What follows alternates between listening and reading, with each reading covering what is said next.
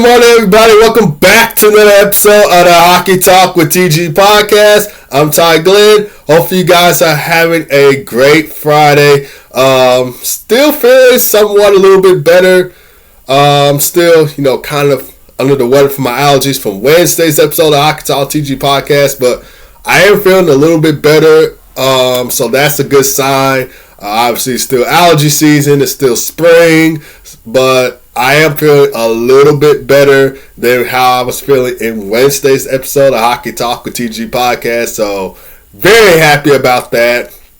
Before we go ahead and get started, make sure that you're following the Hockey Talk with TG podcast on Spotify, Apple Podcasts, and iHeartRadio, and subscribe to the YouTube channel. We're with you every Monday, Wednesday, and Friday from 11:30 a.m. to noon Central Time, 12:30 p.m. to 1 p.m. Eastern Time. So you want to make sure that you're following this podcast so you can stay up to date on the latest hockey news that's going on right now. And we have a lot of hockey news to discuss in this episode of Hockey Talk with TG podcast, such as the firing of head coach John Tortorella. We'll talk about if he can be a great candidate for the Chicago Blackhawks, and more NHL news to come. So make sure that you stay tuned in to this episode until the end. But without further ado, we are going to go ahead and get started with the news for today. So as I mentioned, John Tortorella, he was fired as head coach of the Philadelphia Flyers on Thursday. They named Brad Shaw as the interim head coach for the Flyers. And of course, Brad Shaw was an assistant or associate coach for the Flyers for his positioning. But he previously served as an assistant coach with the Vancouver Canucks, Columbus Blue Jackets, and St. Louis Blues. And after the firing of head coach John Tortorella, Flyers general manager Daniel Briere said that this felt like quote-unquote rock bottom for the Flyers. And John Tortorella, he coached 3 seasons with the Flyers. And in those 3 seasons, he had a 98, 107, and 33 record in 238 games. But overall, John Tortorella has a 771, 648, and 165 record with the Lightning, Blue Jackets, Rangers, Flyers, and Canucks.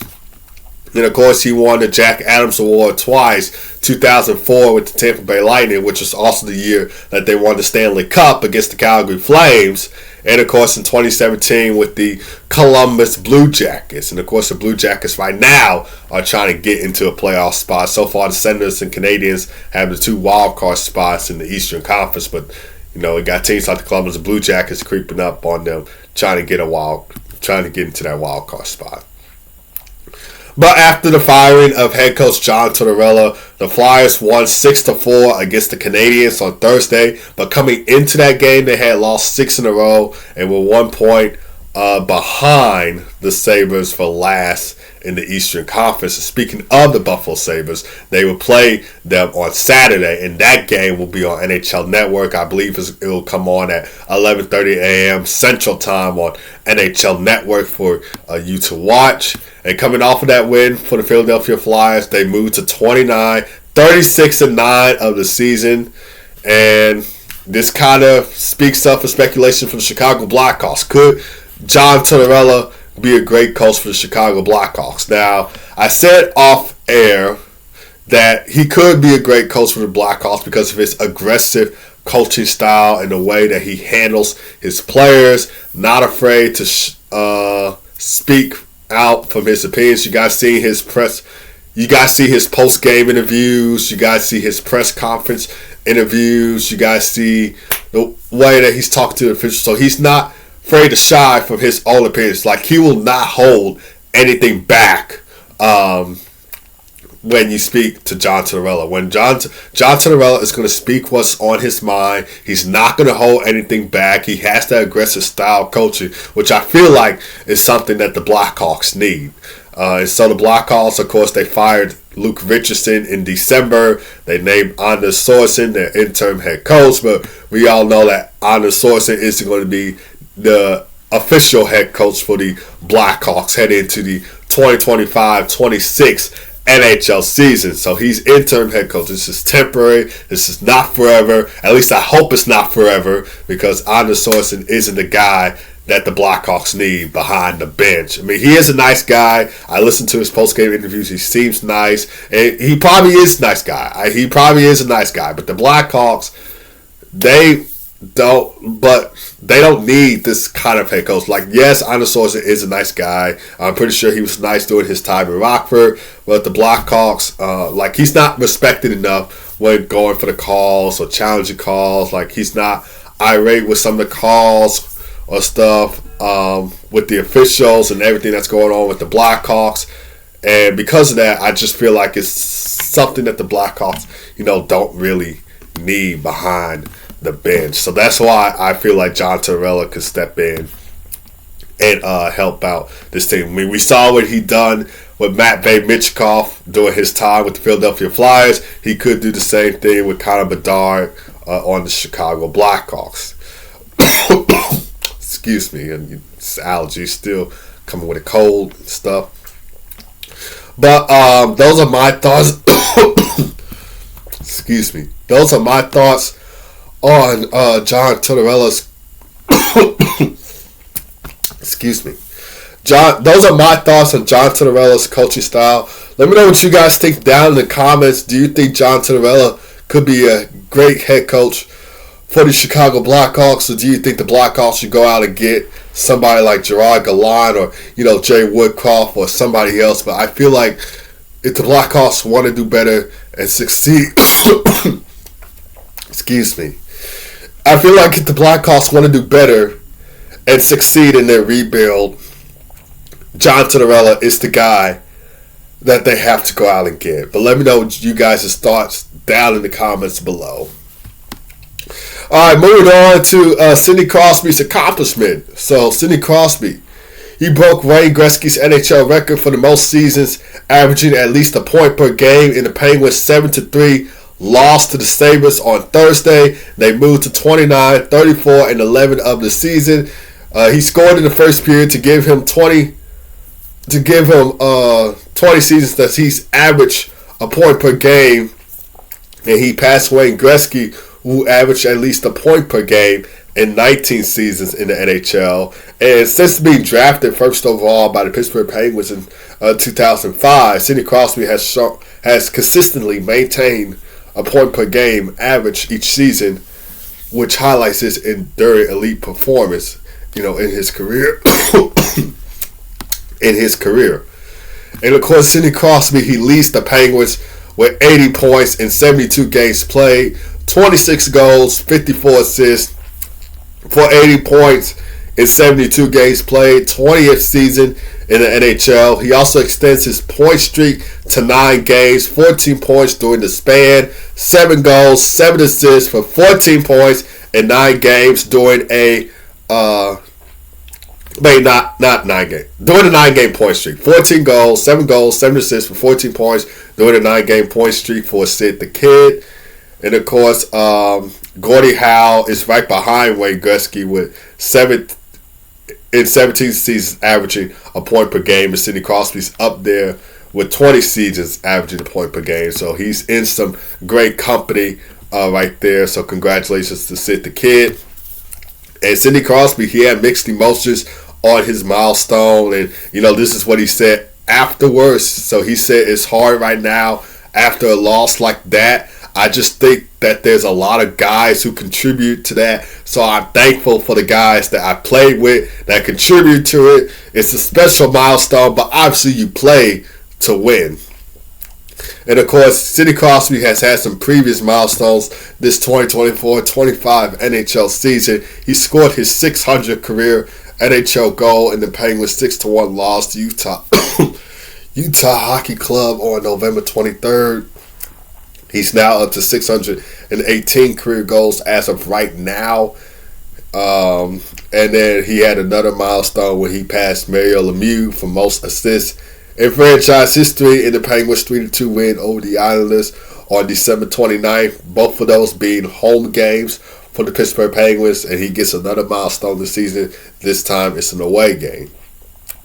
But with 1,676 points for Sidney Crosby, 1,376 344 games played, 618 goals, 1,058 assists for 1,676 points in 1,344 games played. Sidney Crosby is looking to pass Mario Lemieux for 8th place in the NHL's all-time point list. He's currently 9th place in points. Mario Lemieux is 8th place in points with 1,723 points in 915 games played, so 690 goals, 1,033 assists for 1,723 points in 915 games played. And the Penguins' next game is at home against the Ottawa Senators on Sunday at 4 o'clock p.m. Central Time. A rematch of the 2017 Eastern Conference Finals. Erik Karlsson was on that team then. Marc-Andre Fleury was still on the Pittsburgh Penguins, and so was Matt Murray. But we'll see how that game plays out on Sunday. Moving on to Sidney Crosby's arch rival in Alex Ovechkin. So Alex Ovechkin and the Capitals, they showed respect to Marc-Andre Fleury in the Capitals' 4-2 loss to the Minnesota Wild on Thursday. So, of course, Alex Ovechkin did not score in that game. He remained 6 goals away from passing Wayne Gretzky's 894 career NHL goals on the NHL's all-time goal scoring list. He only had 3 shots on net. None of those did not go in. But after the game, Alex Ovechkin prevented his teammates from going to the locker room. So he stopped them and said, hold up, wait.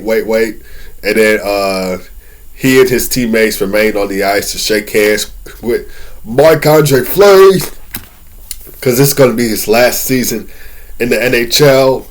And I thought that was a great sign of respect for Alex Ovechkin right there.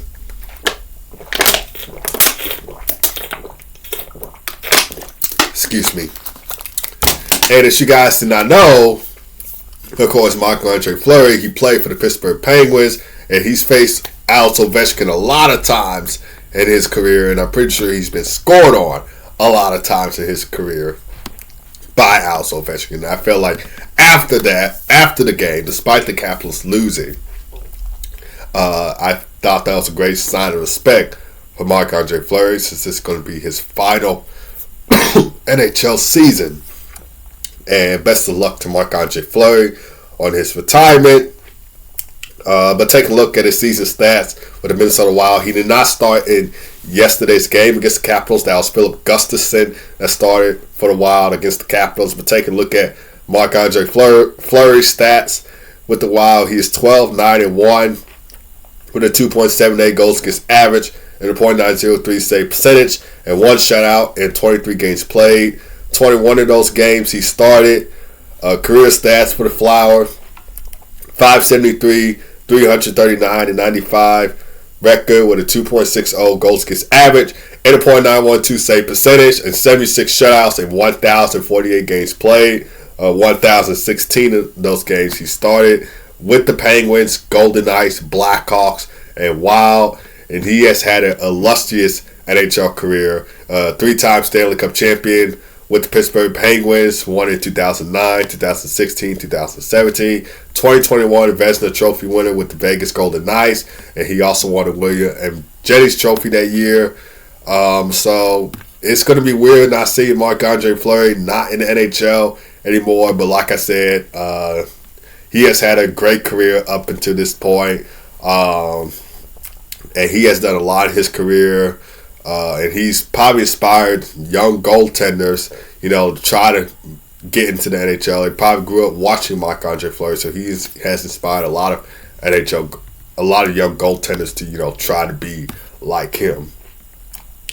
But the Capitals, they play against the Sabres on Sunday at 2 o'clock p.m. Central Time. That'll be a home game for the Capitals, so we'll see if Alex Ovechkin can get a goal in that game. Hopefully he gets a hat trick in that game, and he'll be within 3 goals for passing Wayne Gretzky on the NHL's all-time goal-scoring list. But we'll just have to see how that game plays out.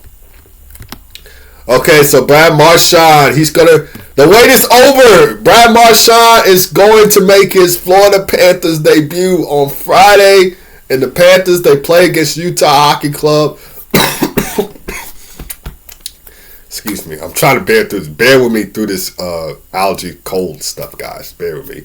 But Brad Marchand, he's going to make his Panthers debut on Friday And the Panthers play against Utah Hockey Club at home on Friday. Puck drop is at 6 o'clock p.m. Central Time on NHL Network. And according to head coach Paul Maurice, Brad Marchand has been quote-unquote dying to get into the game. So he really wants to make his Panthers debut. And he's going to get a chance to make his Panthers debut on Friday today against Utah Hockey Club.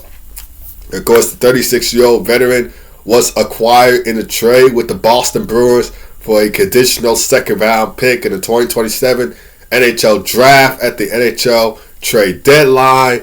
And his season stats, he has 47 points in 61 games played, 21 goals, 26 assists for 47 points in 61 games played. He played with the Bruins for 16 seasons, in which he had 976 points and 1,090 games played for the Bruins, 422 goals, 554 assists for 976 points and 1,090 games played for the Bruins. He's also a 2011 Stanley Cup champion when the Bruins had shut out the Canucks in Game 7 of the 2011 Stanley Cup Final. He hasn't played since March 1st due to a upper body injury, and he was considered week to week, but has been skating with the Panthers since March 11, and he practiced again with the Panthers on Thursday. And the Panthers haven't played since Sunday, which was a 4-3 shootout win over the Pittsburgh Penguins. And the Panthers have practiced without forwards Sam Bennett and Sam Reinhart on Wednesday, according to head coach Paul Maurice. Each of them was getting a day off the ice, so they weren't there at practice. And Brad Marchand, he skated at right wing on the second line, along with Sam Bennett and Mackie Samoskevich. And that could possibly be a line, but obviously I want to see the line of Sam Bennett, Matthew Tkachuk, and Brad Marchand. Matthew Tkachuk is still injured as of right now. He has a lower body injury that he had at the Four Nations face-off, which was in February. So he's still out for the Panthers as of right now. But when he gets back to the lineup, boy, oh boy, will that be something between Sam Bennett, Matthew Tkachuk, and Brad Marchand. A gritty physicality line right there. And of course, Sam Bennett and Brad Marchand, they play with each other for Team Canada at the Four Nations. We also seen a little bit of rivalry and beef between them on the ice, especially last year during the Stanley Cup playoffs. But they're going to have to squash the beef, put the past aside. They're now teammates, and we're going to have to find a way to get along with each other. I'm pretty sure it'll work out well, and I can't wait to see that line. Hopefully we get to see that line like everybody else would. And on Wednesday, Brad Marchand, he skated with Roberto Luongo. Of course, you guys may have known Roberto Luongo started that game in Game 7 of the 2011 Stanley Cup Final between the Bruins and Canucks. Brad Marchand, I think he had a goal in that game. Bergeron had 2 goals in that game. But, of course, Brad Marchand and the Bruins won the 2011 Stanley Cup against Roberto Luongo and the Vancouver Canucks. But I'm pretty sure Marchand and Luongo are going to be working great together. Roberto Luongo is in front office for the Florida Panthers, but he was just helping out Brad Marchand get situated for the Florida Panthers and, training with him and skating with him for practice. And Brad Marchand, he's going to be familiar with this Florida Panthers team. He was also teammates with Panthers forwards Tomas Nosek, AJ Greer, and Jesper Boquist during his time in Boston. So I'm pretty sure Brad Marchand is going to fit in well with the Florida Panthers, but obviously still a shocking trade nonetheless, especially for Bruins fans. But we'll see how everything goes from there. We're moving on from the Florida Panthers to the Blues and Predators game. Some 2 Central Division teams going at it. And the Blues had a 3-2 comeback win against the Nashville Predators to get their 8th straight win. And the Blues moved to 39-28-7 of the season. They sweep the season series against the Predators. They won 4-1 on Sunday and 4-1 back in Nashville last week. And in December, they won 7-4. So they're really, so they swept the season series against Nashville and have not stopped winning. 8 straight games that they have won. They are 2 points behind the Minnesota Wild for first place in the wild card spot, and 5 points ahead of the Canucks, who are chasing for that second wild card spot. Of course, the Canucks are in action today against the Columbus Blue Jackets, so both teams eyeing for a playoff spot right there. Dylan Holloway was the hero for St. Louis in this game, scoring 2 goals in the comeback win. One of his goals was the game-winning goal for Dylan Holloway. Karen Fowler scored for the Blues, while Joel Hofer made 16 saves on 18 shots faced the net. And for the Nashville Predators, Fedor Svechnikov and Brady Shea scored for Nashville. Both goals coming in the first period, by the way. And UC Sauls made 18 saves on 21 shots faced the net. And following the loss, the Predators have been eliminated from playoff contention. So not going to be making the playoffs as we pretty much all expected.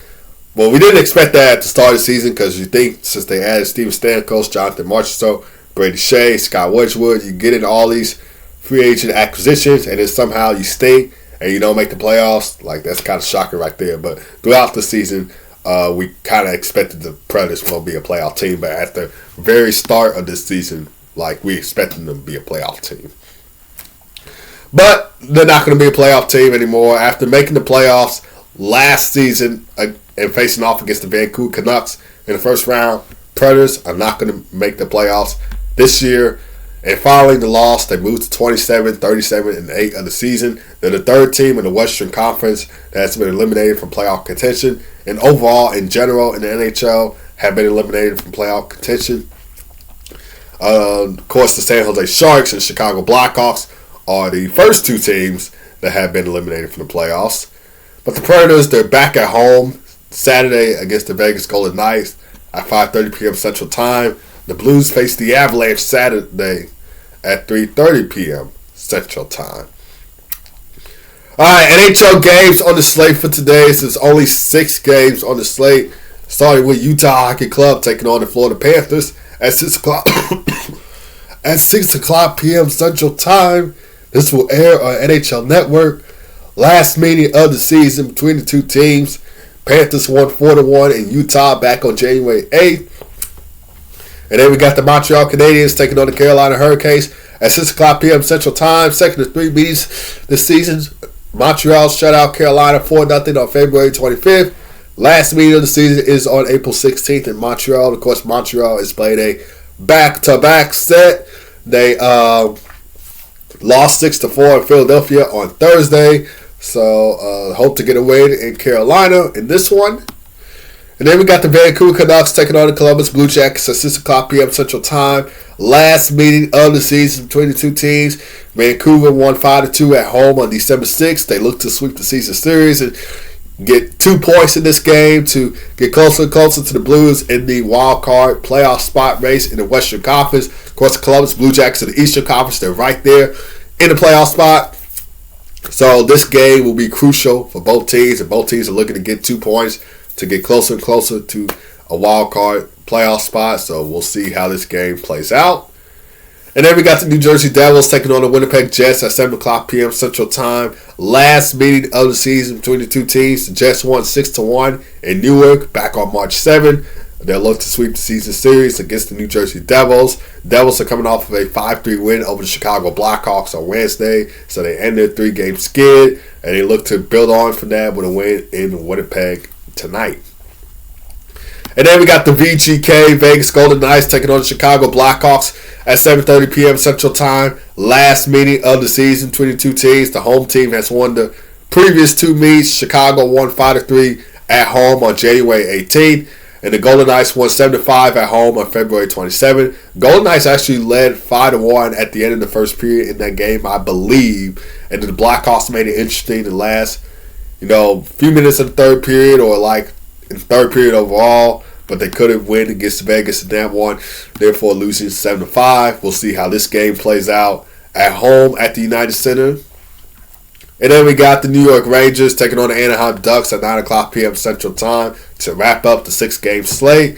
Of course, Jacob Trouba facing off against his former team. Last meeting of the season between the 2 teams, the Rangers won 2-1 in regulation at home on October 26th, We'll see if the Rangers can complete the season series sweep in this one.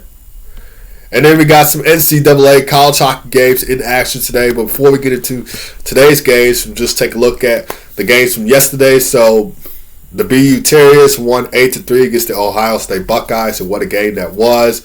It was back and forth contest, but BU said, you know what, we're winning this game, and they took over in the third period. So that was a great game from the BU Terriers. And then Cornell won 4-3 in regulation against the Michigan State Spartans. So the Big Ten college hockey champions are eliminated from the first round of the college hockey games. Of course, these teams are looking forward to getting into the Frozen Four, which will be in St. Louis. And unfortunately, we won't see the Michigan State Spartans in this one. So it'll be Cornell and BU faced off against each other on Saturday. The time is to be determined. Don't know the official time if these two teams will be going at it, but it should be an interesting one. And then we got Western Michigan winning 2-1 in double overtime against Minnesota State. And then UMass won 5-4 in overtime against the Minnesota Golden Gophers. I was hoping to see these Minnesota college hockey teams face off against each other, but obviously would not be the case, as Western Michigan and UMass will face off against each other on Saturday. And then there's only 4 college hockey games on the slate for today. So we got the BC Eagles taking on Bentley at 1 o'clock p.m. Central Time. That game will air on ESPNU. And then we got UConn taking on the Quinnipiac Bobcats at 4 o'clock p.m. Central Time. That game will also air on ESPNU. And then we got Providers taking on the Denver Pioneers at 4:30 p.m. Central Time. I don't know if this game will air on like ESPN, ESPN2, or ESPNU, ESPN News, but I assume it's going to be on ESPN Plus for you to watch. And then we got Maine taking on Penn State at 7:30 p.m. Central Time. This game will air on ESPN2 for you to watch. But anyway, guys, that is going to do it for this episode of Hockey Talk with TG Podcast. Thank you guys for tuning in as always, and thank you for bearing with me through my allergies and cold that I have. I'm not sick, but I just have allergies. Hopefully, I get to get a little bit better overall. I've just been coughing the last 2-3 days, but spring, it's allergy season.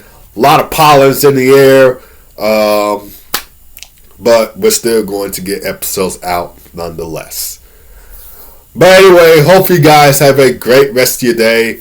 God first as always. Be blessed. I'll see you guys Monday for another episode of the Hockey Talk with TG Podcast. Take care.